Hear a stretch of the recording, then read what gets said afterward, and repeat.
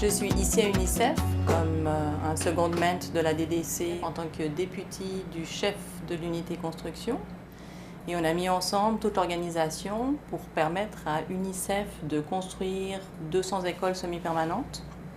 Toute l'organisation veut dire des plans en passant par les devis estimatifs, les appels d'offres auprès des entrepreneurs et maintenant tous les suivis de chantier. Les 3 ceintures, les 2 ceintures avec la margelle. Mon travail ici, c'est surtout de faire la coordination des différentes actions, des différents travaux de mes collègues pour justement que la construction des chantiers se passe bien. Donc ça peut être une partie qui concerne les ressources humaines ou certaines vérifications, ou aller sur les sites pour vérifier l'état des travaux.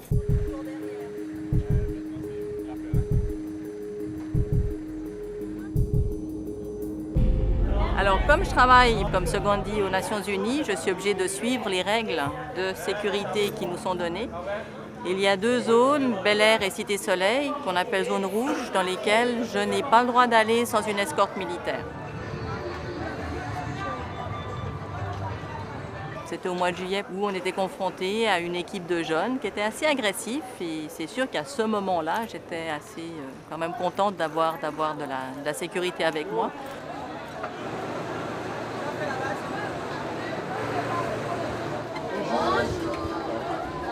Une des écoles choisies par UNICEF pour la reconstruction des écoles permanentes est l'école du Sacré-Cœur.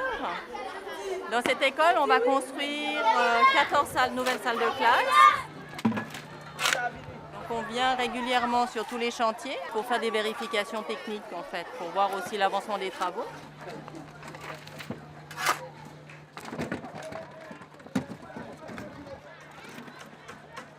Et aujourd'hui, on regarde l'espacement des fers en vue de la pose en fait, de la dalle de béton.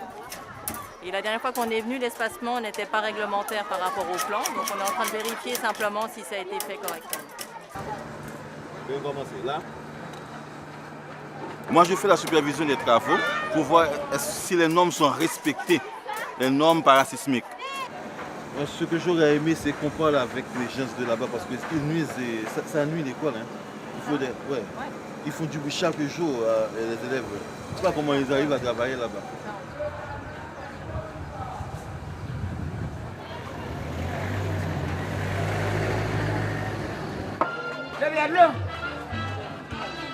On est ici à l'école Smith du Plessis, qui est une école nationale à la rue du Centre, donc vraiment centre-ville de Port-au-Prince.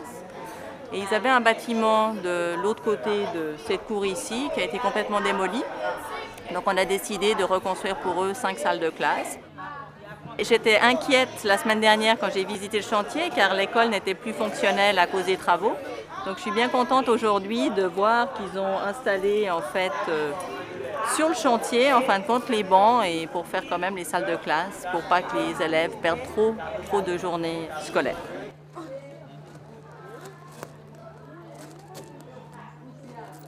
Donc c'est des solutions un petit peu bancales, mais on voit très bien ici qu'ils se mettent du côté de l'ombre et d'ici 1 heure ou 2, je pense qu'il n'y aura plus assez d'ombre pour qu'ils puissent continuer.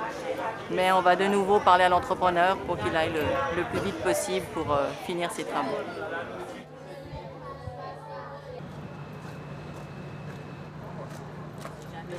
Alors l'autre partie de mon travail ici à UNICEF, c'est de réunir tous les partenaires ONG qui font de la reconstruction d'écoles. Grâce à ces réunions, on essaye de pousser en fin de compte les autorités locales pour obtenir des codes de construction permettant de construire des écoles permanentes. Car à ce jour, ce n'est pas encore possible. Seules quelques autorisations de construire sont données, mais autrement, tous les autres partenaires doivent continuer à construire du semi-permanent. Ici, à UNICEF, comme c'est une des agences des Nations Unies, un des plus gros défis pour moi, ou une des plus grosses contraintes, c'est toutes les questions administratives. C'est que rien ne peut se faire facilement. Et ici, il faut être très patient, en fin de compte, pour arriver à nos fins. Mais on y arrive, et puis à ce jour, on a déjà fini plus d'une centaine d'écoles. Donc ça aussi, plus le nombre d'écoles terminées sur les 200 augmente, plus c'est motivant pour continuer. Donc là, on est dans une école qui est terminée. Si j'ai choisi cette école, c'est que c'est une école dont la directrice est très dynamique, car ils ont décidé, une fois qu'on leur avait donné les salles de classe, d'utiliser les restes de tentes. Donc ils en ont fait des rideaux et ils ont réutilisé des petits tubes, les restes en fait des tentes qu'on n'utilise pas pour en faire des grillages. Le cas de cette école est un cas un peu différent des autres. Le bâtiment n'a pas été complètement démoli, mais comme c'est un bâtiment sur 2 étages, il y a beaucoup d'élèves et beaucoup de parents d'élèves qui ont peur en fait de retourner dans des structures en béton.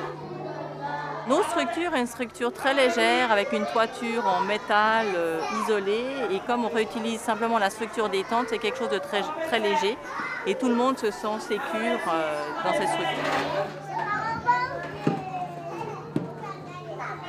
Je dois dire que le centre d'études remercie l'UNICEF parce que c'est vraiment un gros et grand cadeau qu'ils nous ont fait là, parce qu'on a souffert à cause de cette histoire de tremblement et on était obligé de rester sur les tentes là. Moi j'ai toujours beaucoup de plaisir à revenir dans ces écoles une fois qu'elles sont finies d'être construites pour voir les élèves, car de les voir dynamiques comme ça, à chanter, ça permet d'oublier toutes les difficultés administratives par lesquelles on a dû passer pour pouvoir arriver en fait à ce résultat. Quand on s'en va, on dit oh.